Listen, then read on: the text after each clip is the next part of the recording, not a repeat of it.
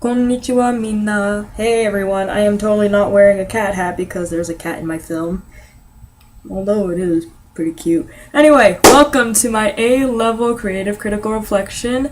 And without further ado, let's get started right away. So, first step is to understand the process of what it took to make my Japanese animated foreign film When It Rains. I wanted to challenge some social groups here, and my main focus was the Japanese culture. People who are exposed to Japanese culture only focus on one thing, and that's anime and manga. Although it's a huge part and aspect of Japanese culture and lifestyle there, they're not really understanding it fully. People obviously think that anime is crazy, it's bizarre, it's like this, it's like this, it's like this.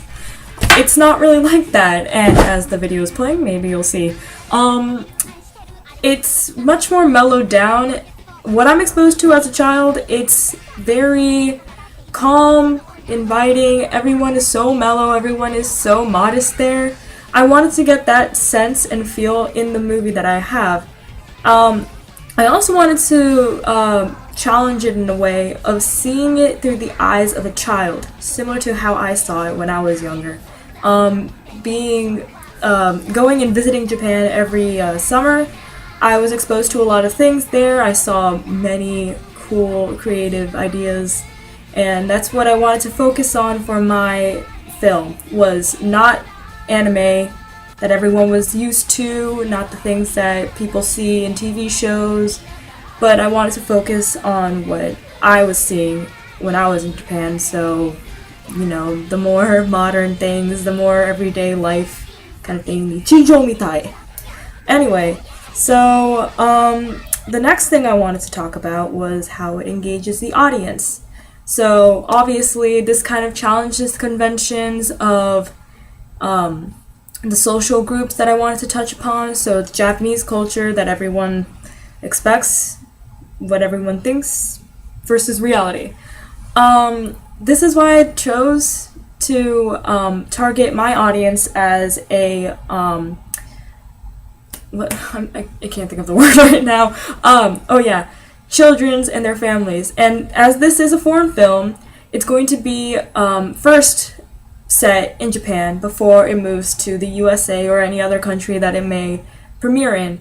So with that in mind, I wanted to give away like postcards of my animation.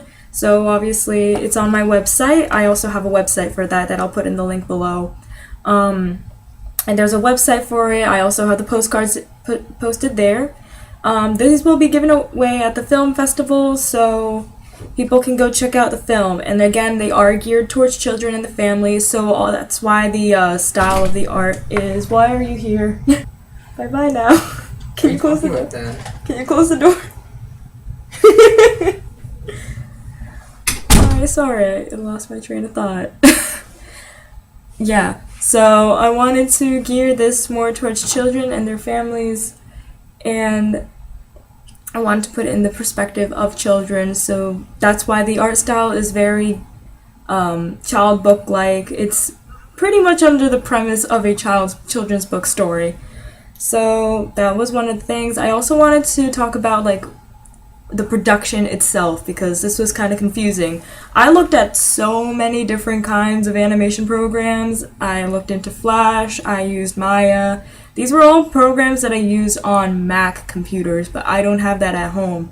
I have an HP that I'm using right now. So I needed something that was a little different, but didn't cost me so much money. That was inexpensive, easy to use. So I found this one program called Pencil. It was awful.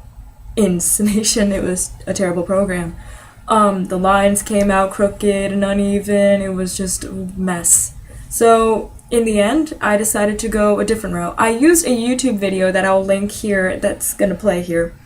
And this really helped me learn how to create an animation in a more different and conventional way. I use Paint Tool Sai, which is a painting program that I have. It's a simple illustration program, only for PCs, and with that I was able to create each and every frame. So I use an opacity, I lower the opacity of the first layer so I can see what I was doing. You can probably see that in the thing I'm playing right now. I guess footage is what you call it. So I created the frames on Paint Tool site, and then using Windows Movie Maker, I moved it all into there and condensed each frame to like 0.2 seconds in order to create that movement of the characters and the animation process. So that was one of the steps. So what I learned from creating all this was it's a lot of hard work. Really, it is. It's not easy. I thought, okay, animating, it's what I love to do. It's no problem. It's almost the end, and I still have a lot of work to do. That's okay, because I'll probably spend like 2 nights staying up so I can finish it. Anyway, with that being said, it taught me a lot of different ways of incorporating character ideas, which I really into, and turning them in, giving them a good story, turning it into an actual plot that people would enjoy. So I have more things to consider when I start animating and drawing things like this, which is something that I intend to do for future pieces and works that I'm doing. So I hope that this helped you out and you were able to understand the process a little bit. Thank you so much for watching, and I'm so glad that I got to do this project. It was awesome. It was a lot of fun. I enjoyed myself so much, even though I was stressing out over it a few times. But again, thanks a lot, and I hope you enjoy my film When It Rains. Bye bye!